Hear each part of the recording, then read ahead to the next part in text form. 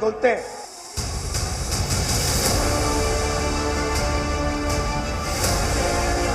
कांग्रेस और उसके साथी सनातन को खत्म करने का ऐलान कर रहे हैं। जब मंच पे खड़े होते हैं वहां पे भी धर्म और जाति की बातें और उसी के आधार पर वोट।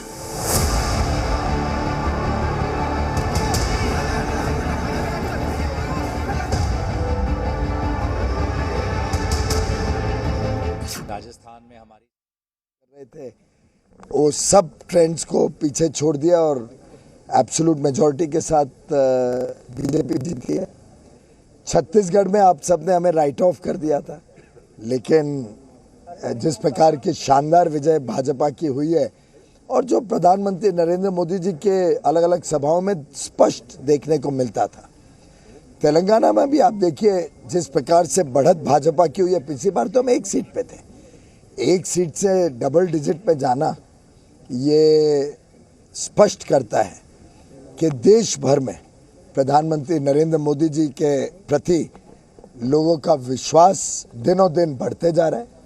प्रधानमंत्री नरेंद्र मोदी जी जो कहते हैं वो करते हैं, ये बात लोगों के जहन में आ गई है।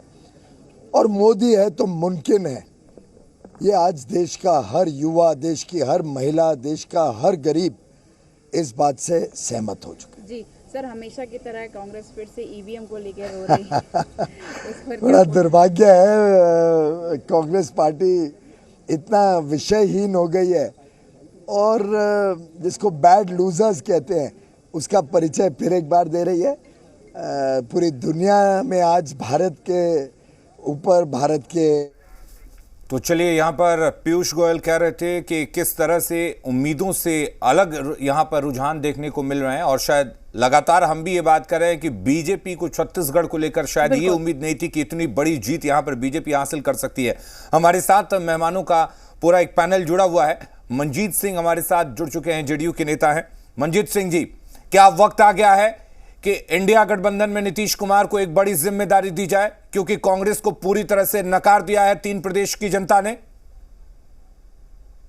देखिए, यह बात सही है कि यह इंडिया गठबंधन की हार नहीं है, बल्कि 3 राज्यों में कांग्रेस की हार है और इस हार पर समीक्षा होनी चाहिए और बड़े स्तर पर समीक्षा होनी चाहिए कि इतने विपरीत परिणाम क्यों और कैसे आए।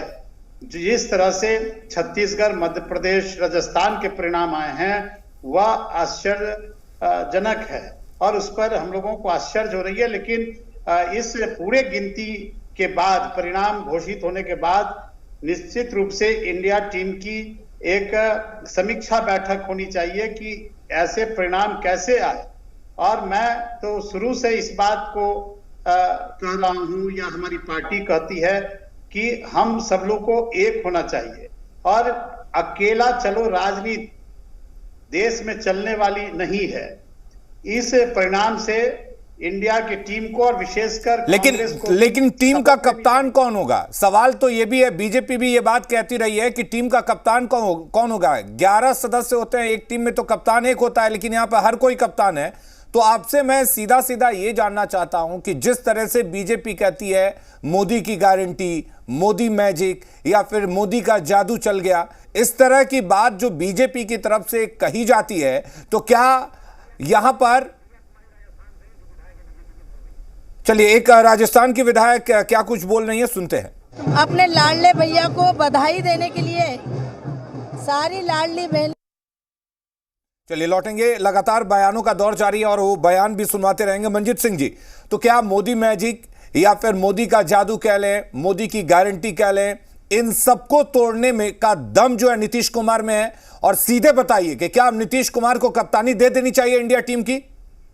देखिए, विपक्षी एकता के मजबूत करने के नायक और मलाकार अगर देश में कोई है तो उसके सूत्रधार नीतीश कुमार जी हैं।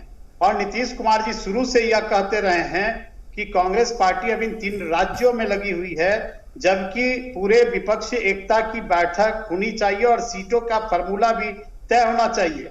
और नीतीश कुमार जी ने जिस तरह से देश में विपक्षीय एकता को एकजुट किया, जो फॉर्मूला दिया और जिस फॉर्मूला के आधार पर भारतीय जनता पार्टी को बिहार से सत्ता से हम लोग ने हटाया अगर वही फॉर्मूला इंडिया की टीम और कांग्रेस पार्टी मानी रहती तो आज यह परिणाम देश के 3 राज्यों में हम लोगों को देखने को नहीं मिलता।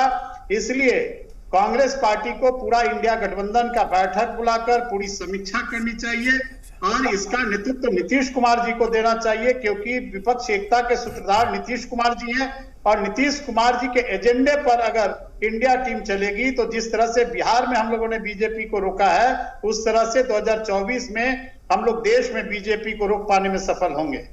बिल्कुल, मैं आपके पास लौटूंगी। शक्ति यादव जी भी हमारे साथ लगातार जुड़े हुए हैं। शक्ति जी, आपको क्या लगता है, क्या सीएम नीतीश कुमार को दरकिनार करने का खामियाजा ही कांग्रेस पार्टी भुगत रही है?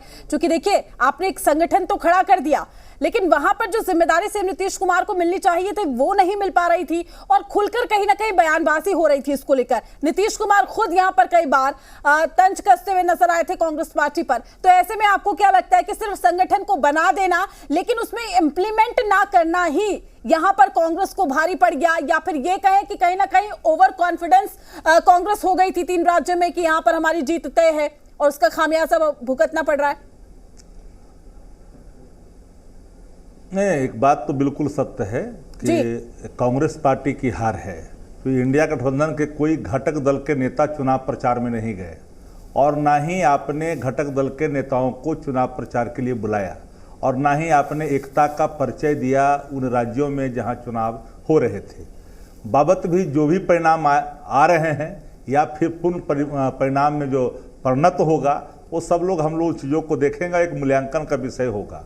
तो कांग्रेस पार्टी की जो भी इसमें रही है अपने स्ट्रेटजी, लेकिन मेरा मत तो शुरू से है कि इंडिया गठबंधन इस बात को लेकर के चिंतित था कि देश में एक स्वस्थ लोकतंत्र बहाल हो, क्योंकि देश जिस नाजुक दौर से गुजर रहा है, सत्ता में जीत जाना हार जाना एक विषय अलग है, जनता का आशीर्वाद किस रूप में आता है नहीं आता वो भी विषय अलग है, उसको सुधार करते हैं हम लोग। डेमोक्रेसी के अंदर लोकतंत्र की जनभावना को हम लोग आदर करते हैं। पर इतनी बात तो बिल्कुल साफ है कि देश में आज भी जो सवाल महंगाई बेरोजगारी के बाबत भी एक धार्मिक उन्माद का जो स्वरूप सामने प्रस्तुत कर करके भावनाओं का जिस तरह से आप खिलवाड़ करते हैं कि लोकतंत्र के लिए उचित नहीं होता।